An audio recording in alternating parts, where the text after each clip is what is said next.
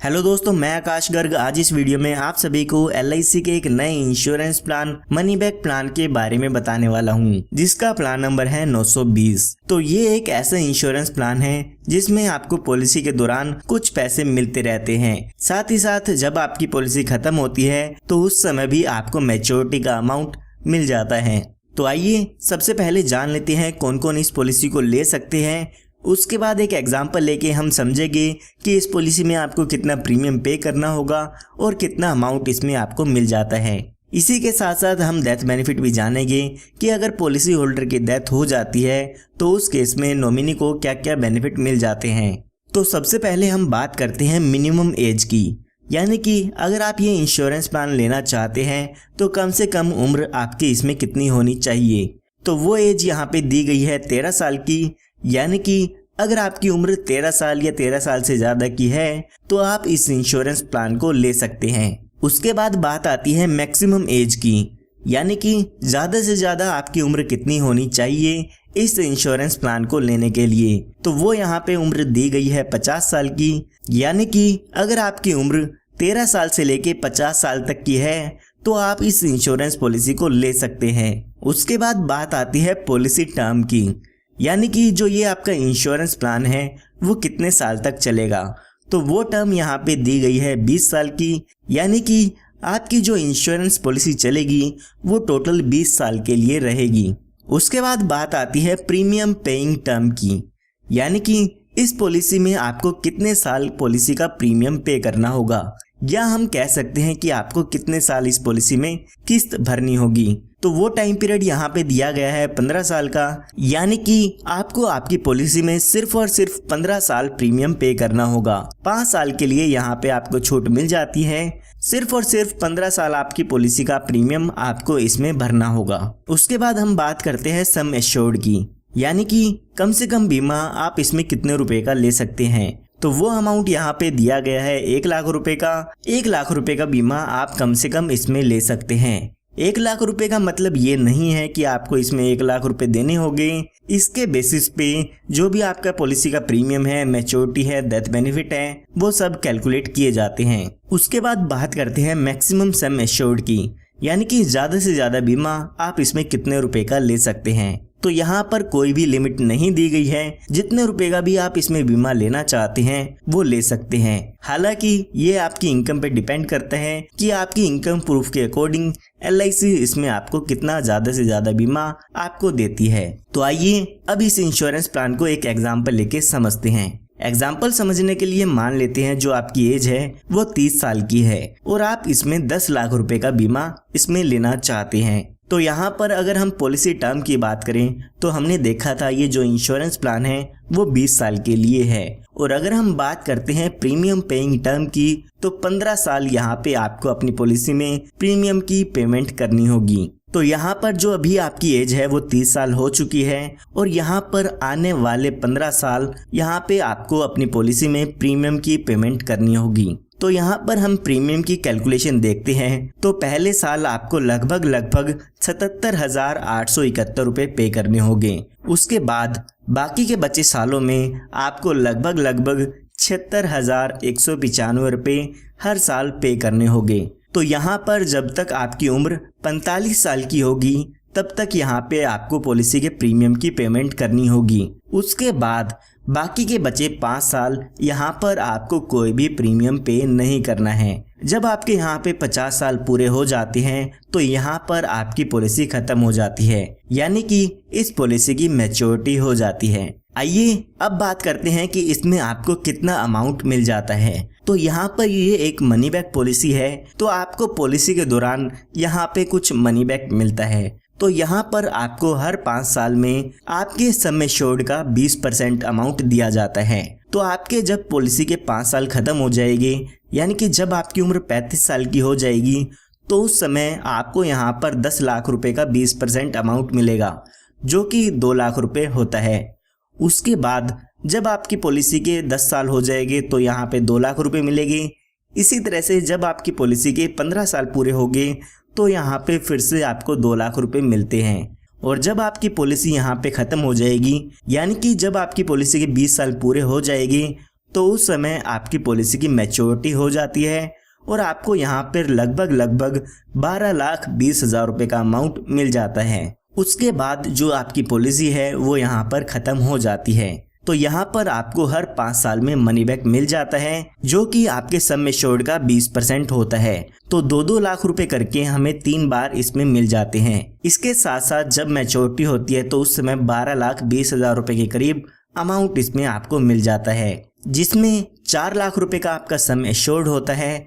इसके साथ साथ 7,80,000 रुपए का बोनस होता है और 40,000 रुपए का इसमें आपका फाइनल एडिशनल बोनस होता है। तो ये टोटल मिला के 12,20,000 रुपये आपको पॉलिसी की मैच्योरिटी होने पर मिल जाते हैं, यानी कि जब आपके 20 साल पूरे होते हैं तो उस समय मिल जाते हैं। तो अगर हम टोटल रिटर्न की बात करें तो आपको 2-2 लाख रुपए करके 6 लाख रुपए मिल जाते हैं, जो कि पॉलिसी के दौरान आपको मिलते हैं। इसी के साथ साथ मैच्योरिटी होने पर 12,20,000 रुपये भी आपको मिल जाते हैं। तो ये टोटल 18,20,000 रुपये का अमाउंट आपको इसमें मिल जाता है। अगर हम बात करें कि टोटल हमने कितना प्रीमियम पे किया है 15 सालों के दौरान, तो हमने टोटल इसमें 11,44,601 रुपये का अमाउंट इसमें प्रीमियम का पे किया है। तो ये हमने बेनिफिट जब देखे हैं जब पॉलिसी होल्डर के साथ कोई भी दुर्घटना नहीं होती है। आइए अब एक एग्जांपल लेके समझते हैं कि अगर इस पॉलिसी होल्डर की डेथ हो जाती है तो उस केस में क्या क्या बेनिफिट्स मिल जाते हैं। तो अभी जो आपकी उम्र है वो 30 साल की हो गई है। हम एग्जांपल समझने के लिए मान लेते हैं जब पॉलिसी होल्डर की उम्र 37 साल की हो जाती है तो उस समय उसकी डेथ हो जाती है। तो आइए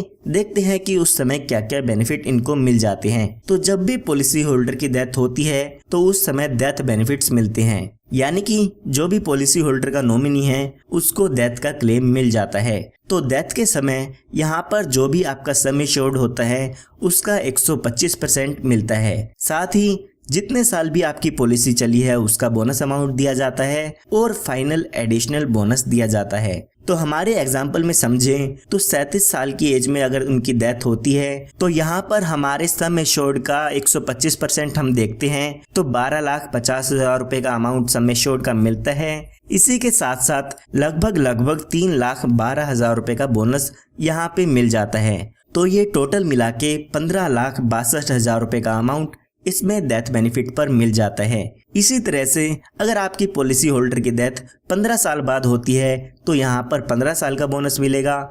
अगर पॉलिसी होल्डर की डेथ 2 साल बाद होती है तो 2 साल का बोनस भी यहाँ पे मिल जाता है। जितने साल बाद भी पॉलिसी होल्डर की डेथ होती है उसके हिसाब से यहाँ पर आपको बोनस मिल जाता है। इसी के साथ साथ जो भी आपका सम एश्योर्ड है उसका 125% यहाँ पे आपके नॉमिनी को मिल जाता है। और उसके बाद आपकी पॉलिसी यहाँ पर ख़त्म हो जाती है। ना ही यहाँ पे आपको कोई आगे प्रीमियम पे करना होगा और ना ही आपको उसके बाद कोई इसमें पेमेंट मिलेगी। पॉलिसी होल्डर के डेथ होने के बाद पॉलिसी के नॉमिनी को डेथ बेनिफिट मिल जाते हैं और आपका इंश्योरेंस वहाँ पे ख़त्म हो जाता है। इस पॉलिसी में अगर आप कुछ एडिशनल बेनिफिट लेना चाहते हैं तो वो भी यहाँ पे ले सकते हैं। उसके लिए यहाँ पर आपको कुछ एक्स्ट्रा प्रीमियम देना होता है। तो सबसे पहले यहाँ पर आप अपनी पॉलिसी में टर्म राइडर का बेनिफिट ऐड करा सकते हैं। यहाँ पर अगर पॉलिसी होल्डर की नेचुरल डेथ हो जाती है तो उस केस में जो भी पॉलिसी होल्डर का नॉमिनी है उसको यहाँ पर एडिशनल 10 लाख रुपए मिल जाते हैं।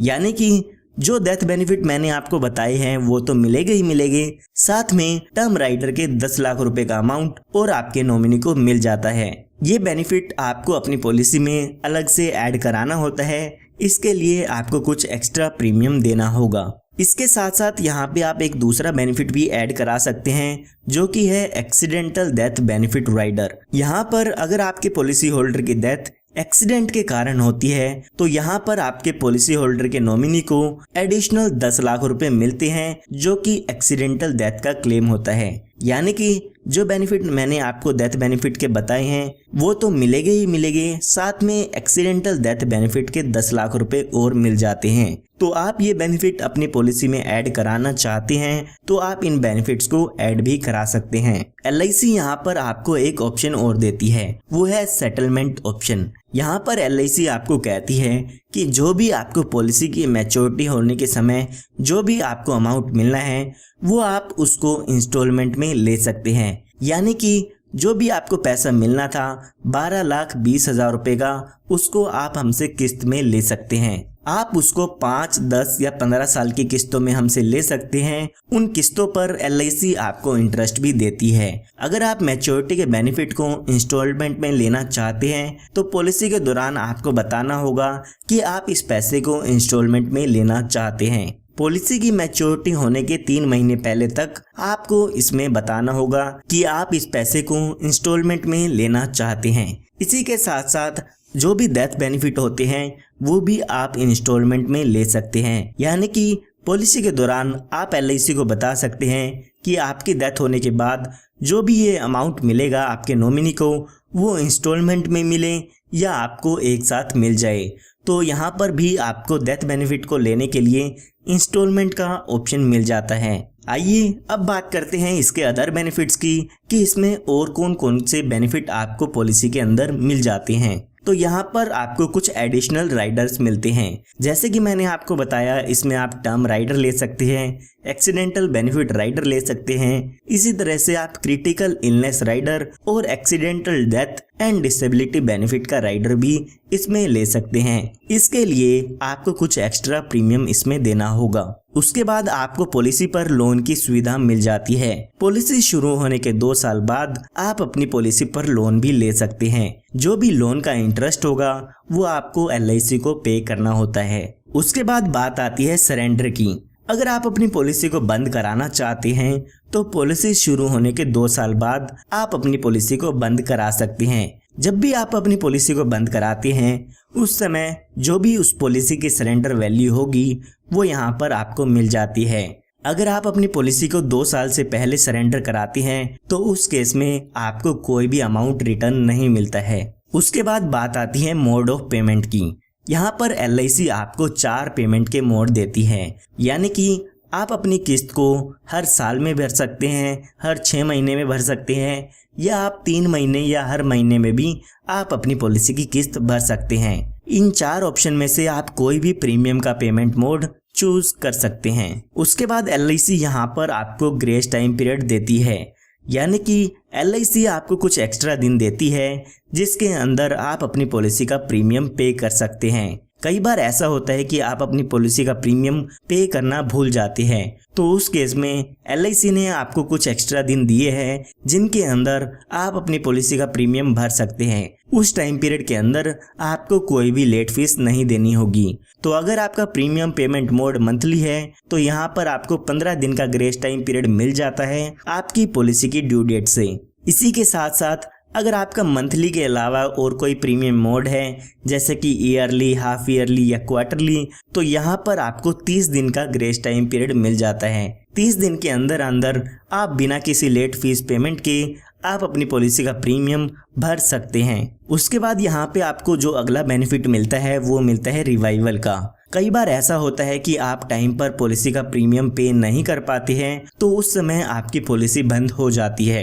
तो आप पॉलिसी बंद होने के बाद 5 साल के अंदर अंदर आप अपनी पॉलिसी की प्रीमियम की पेमेंट करके उसको फिर से शुरू करा सकते हैं। तो इस वीडियो में हमने LIC के plan number 920 money back plan के बारे में जान लिया है। अगर आपको ये वीडियो पसंद आई हो तो इस वीडियो को लाइक ज़रूर कीजिएगा, और अगर आप ऐसे ही वीडियोस हमारी तरफ से चाहते हैं तो आप हमारे चैनल को सब्सक्राइब कर सकते हैं ताकि फ्री में ऐसे ही लेटेस्ट वीडियोस आप सभी को सबसे पहले मिलती रहे। और ज़्यादा से ज़्यादा इस वीडियो को शेयर कीजिएगा ताकि ज़्यादा से ज़्यादा लोग इस इंश्योरेंस प्लान के बारे में जान सकें।